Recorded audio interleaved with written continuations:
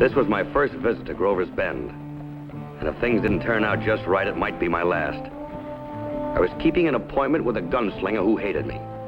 And I guess he had reason to. You seldom make close friends by sending people to jail. And Mort Phillips had just finished serving 5 years. Compliments of yours truly. My name's Slade. Where can I find Mort Phillips?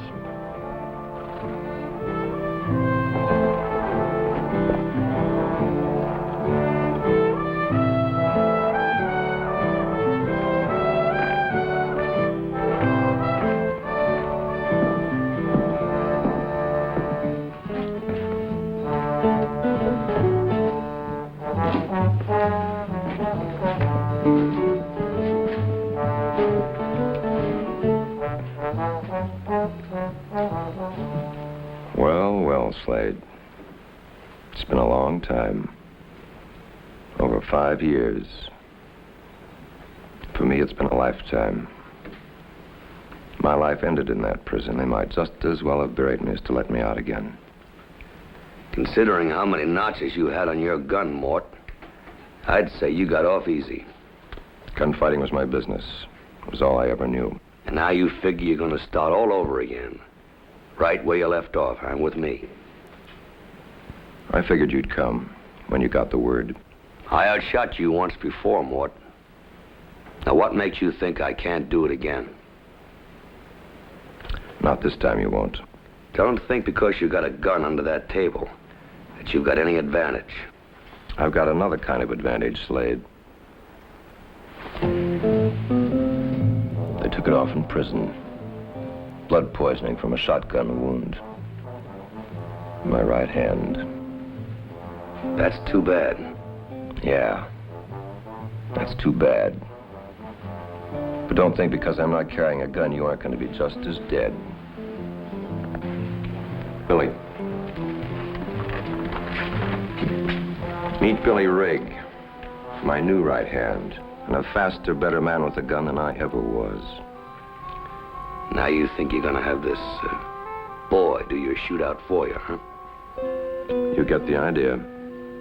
Well, I'm sorry, Mort. I'm just not in the habit of killing children. You've got no choice, Slade.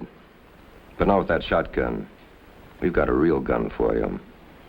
All cleaned and oiled. Blake? Go on. Put it on. You know, it's a funny thing, Slade. Watching Billy shoot, I get the notion that the ghost of my own hand had got into him. Working the fingers, snapping up the wrist. Now, just why are you willing to do this, boy? Because Mort Phillips is my friend. Because I think you got it coming.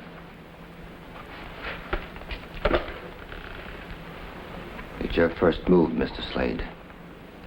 I'll make the last one. Touch your gun, Slade, and you're a dead man. That goes for everybody. Mr. Slade is under arrest.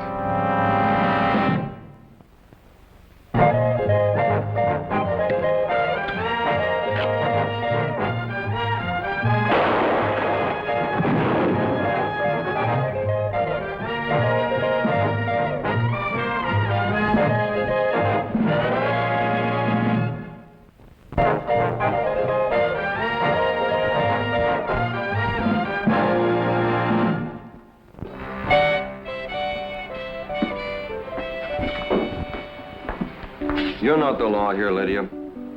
Well, I'm not just wearing this badge to see the light bounce off it. And I'm not carrying this Winchester to keep my arms from getting short. Drop that gun belt and start walking, mister. Yes, ma'am. I don't know why I'm under arrest, but it certainly is a welcome change. Leave it alone. I'll bring it. In case you're interested, the Citizens Committee voted last night to have you and your hoodlum gang run out of town. It's going to take a lot more than votes to do that. There's not one fighting man in the whole bunch. Maybe that's been changed.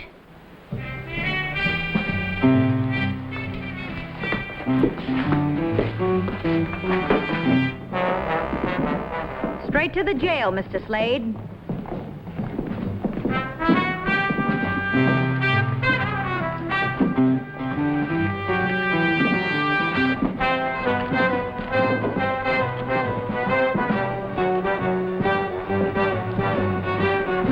Daddy, this is Mr. Slade. My father, Marshal Prescott. How do you do, sir? Daddy got a bullet in the leg trying to interfere with Mort Phillips. Was that when he made you a deputy? Don't blame that on me. She pinned that badge on herself. It was partly a bluff, but we knew that Mort Phillips would have Billy Rigg gun you down. And we needed you. We? The Citizens Committee. We had to organize to try and stop Mort Phillips and his gang. It's still a vigilante movement and outside the law. So's Mort Phillips outside the law. We're only fighting fire with fire. Will somebody please tell me what's going on around here? We want you to investigate Mort Phillips. What's there to investigate? Nothing but an ex-gunslinger with a prison record. And a grudge against the world. Do you know why Mort Phillips came to Grover's Bend in the first place, Mr. Slade? Oh, I don't. This town was founded by a man named Benjamin Harris. He was a very kind and generous man who built up this community. When he died, he gave his property to those who helped build this town. Joshua Tanner, for instance. Josh's general store is on land that originally belonged to Ben Harris. Not only me, Mr. Slade. Half the folks here are on land that once was Ben's. Then 2 months ago, Mort Phillips came to town claiming that his real name was James Harris, that he was the brother of Ben. Did he have any proof? Some old letters, correspondence between Ben Harris and his brother, dated many years prior to Ben's death. Phillips claims them letters give him title to the property. That sounds like a decision for a court to make. Mort Phillips won't wait for a court decision. He says he knows he's within his rights in taking over the property. With the help of a gang and a gunslinger, huh? Exactly. That sounds to me like Mort Phillips is afraid that the courts won't see things his way. Mr. Slade, when we heard that you were on your way here, the committee voted funds. 500 now and 500 after the job is done. But what happens if Mort Phillips turns out to really be Jim Harris? We're willing to take that chance. I'm willing to take the job. You may not be here to collect the other 5, Mr. Slade. What about Billy Rigg? I'll take care of Billy Rigg. Without a gun.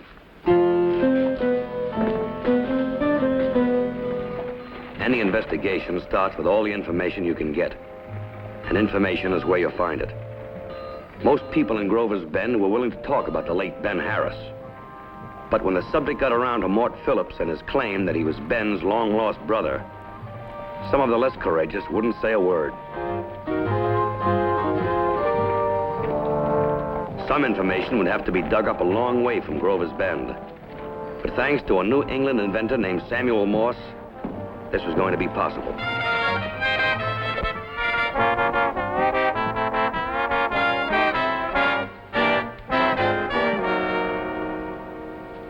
Billy.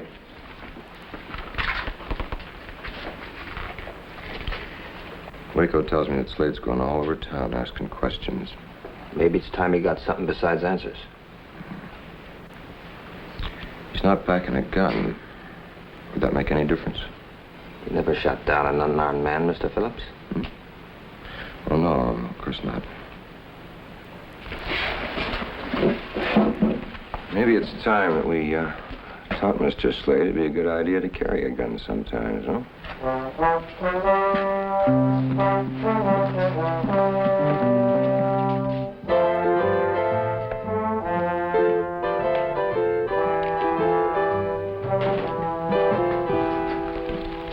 Mr. Slade. I want to thank you for your part in helping arrest me this morning. The credit all goes to Lydia Prescott for that.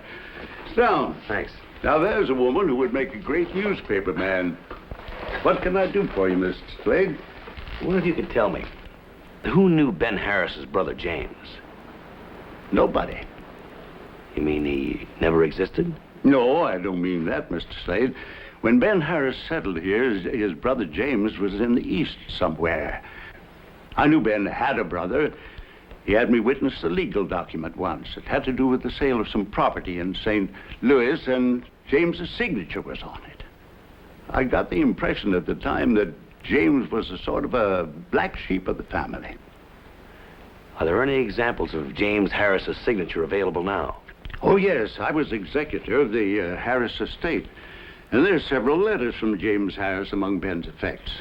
Has any attempt been made to compare them with samples of Mort Phillips' handwriting? What handwriting? Mr. Phillips has conveniently traded his right hand for a hook. Yes. Well, thanks very much for your help, sir.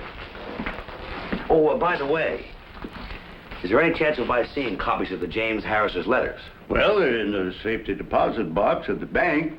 Be glad to show them to you anytime.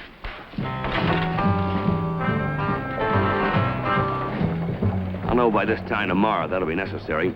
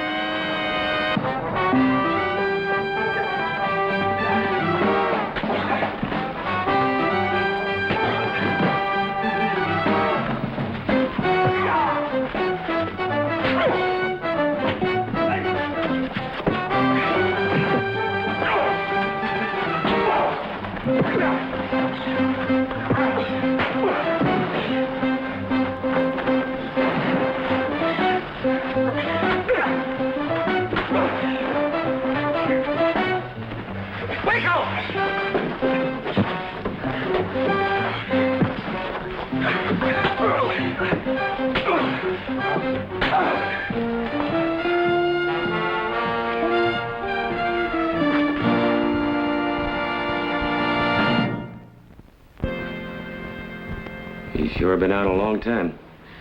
I'm worried, Daddy. Well, you're doing just fine, man. Don't worry. You've been playing possum. Oh, no, ma'am. Possum wouldn't get treatment like this. Oh. Serves you right for scaring me half to death. Oh. Hey, what time is it? It's almost 5 o'clock. Mr. Slade, we have no right to ask you to get mixed up in all of this. You have every right to. It's my business. It's the way I make my living. All the money in the world's not worth getting killed for. It's sure nice to know that somebody cares. Thanks. Lydia. Keep the 500. Leave town tonight. I'll explain it to the committee. Nobody could blame you. You're not suggesting that I run out on Billy Rigg, are you? I don't want him to kill you. Supposing I kill him, Lydia. No, you couldn't. I mean, he's too fast to gun, and nobody could stand up against him. You know, it just came to me that you might have had another reason for stopping that shootout this morning. I don't know what you're talking about. Look at me. Don't you know? If it's humanly possible, Lydia, I promise you, I'll try not to kill him.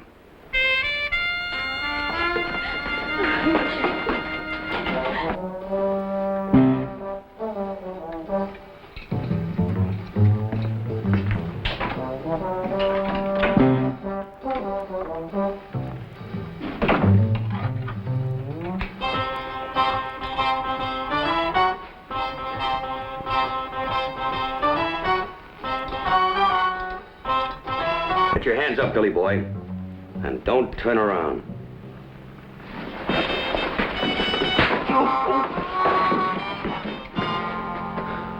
What's your game, Slade? I don't play games, son. I work.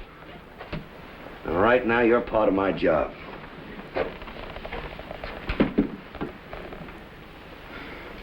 Well, nice balance here. And what do you know? No notches. What's the matter, boy? Haven't you been earning your keep? Or hasn't Mort Phillips asked you to gun down anybody else but me yet? Get to the point. What do you want? All right. How long have you known Mort? 1, 5, 10 years? I've known him long before you framed him for that holdup and got him sent to jail. But you were scared of him, Slade. That's why you ruined his hand.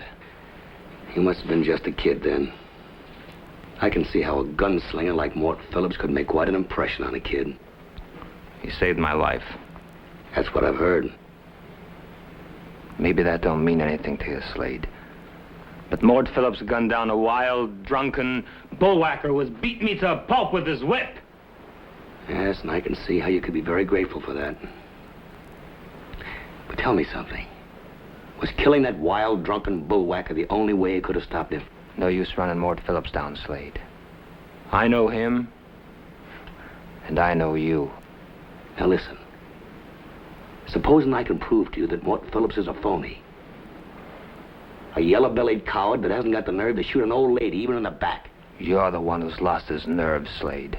You're crawling to get out of a gunfight you got no stomach for. You're right about that last part. I sure got no stomach for it. But listen, do you really believe that Lydia Prescott and the good citizens of this town are trying to cheat Mort Phillips out of something that belongs to him? Of course they are. This whole town practically stole that property from Mort's brother. Now, supposing I can prove to you that the real Jim Harris died 6 years ago with one of Mort's bullets in him. Mort wouldn't lie to me. If he says he's Jim Harris, that's good enough for me. You're in for some shocks and surprises, Billy boy. Shocks and surprises. Incidentally, does Mort know you're seeing Lydia Prescott on the slide? Did she tell you that? Not in so many words. Watch out for her, Billy. A woman like that can take the teeth out of a gunfighter.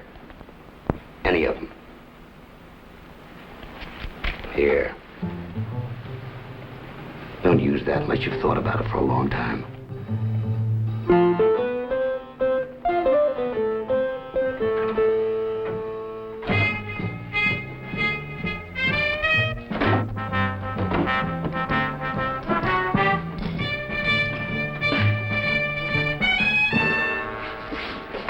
Easy does it, boys. I'm unarmed.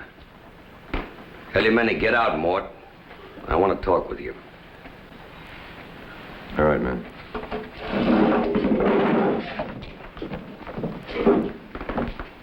What makes you so sure you're not asking for another beating? No, Mort. Only as a last resort. I got you figured out. So? So seeing Billy Rigg gun me down means more to you than all the loot you could take out of Grover's Bend? Next best thing to killing you myself. That's why I don't think you're going to have one of your muscle-brained men shoot me when I'm not looking. You shoot it out with Billy Rigg, I don't think you won't catch a bullet in the back. Might not be as much fun, but you'll be dead just the same. You know, I'm going to blow the whistle on all your phony claims to this town, Mort. I'm not worried. Jim Harris was killed in a train holdup. Among his personal effects was a case containing some legal documents and some correspondence. Oh, you found out quite a lot already, haven't you? That's right. And by tomorrow afternoon, I hope to find out whether or not you were among the gang that held up that train. By tomorrow afternoon, you'll be dead. One way or another. I'll up the ante, Mort. Let's make it 12 noon. Now, you tell Billy Rigg I'll be waiting for him outside that telegraph office. And tell him this time I won't let anything interfere. I'll tell him.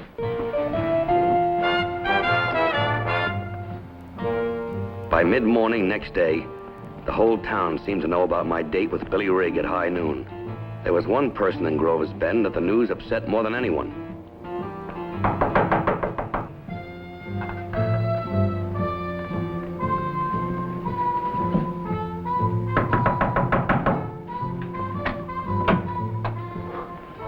Lydia. Is it true?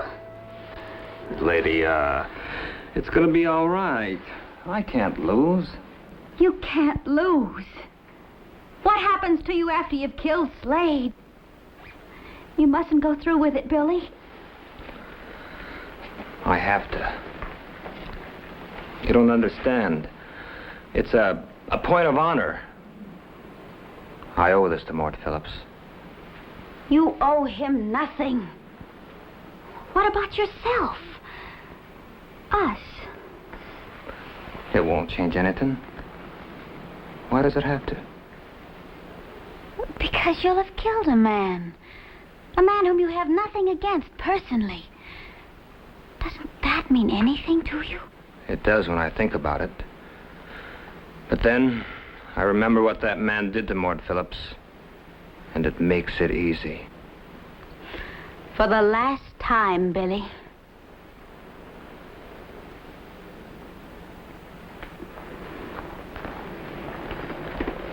I'm sorry, Lydia. And for your sake, I hope Slade is faster.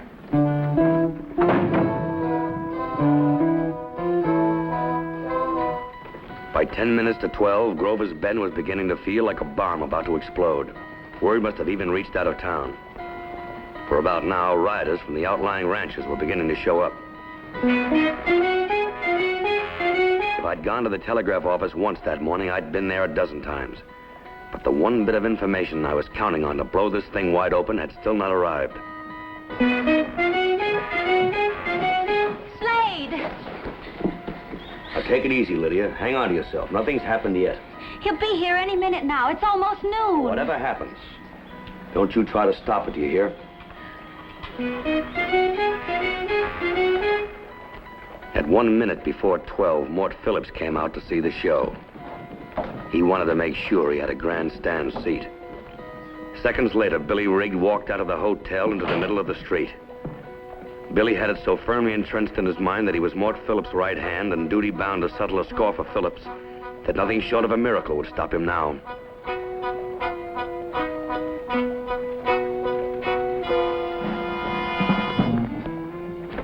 The miracle came, and it came in the form of the message I've been waiting for.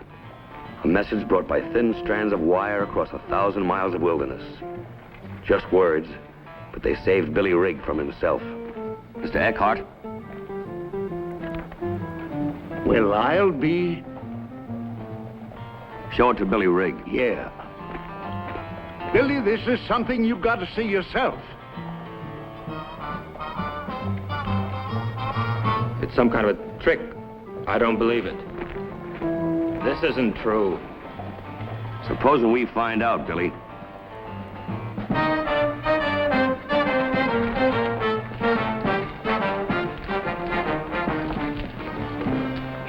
Mr. Phillips, Slade's had some kind of message sent to him. Supposed to be from the prison where you were. I reckon he's just showing his color again, Billy. Anything to keep from getting what's coming to you, eh, Slade? It says you never had any operation while you were in prison. That when you left there, you had both hands. Both of them, huh? What do you call this, Slade? Does that look like a hand to you? It looks like a hook strapped over a hand to me, Mort. Just what I thought. He only had one practical reason for this hook, Billy. It kept him from having to duplicate Jim Harris's handwriting, but he had another reason, a real one. When Mort Phillips left prison, he had all the cynical hatred of a killer. But he just lost his nerve.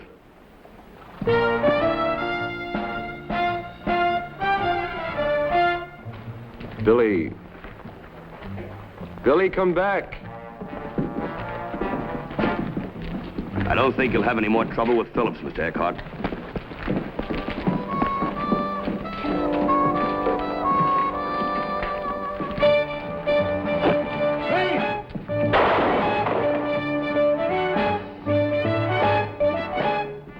I guess you won't have to pretend anymore, Phillips. Let's go.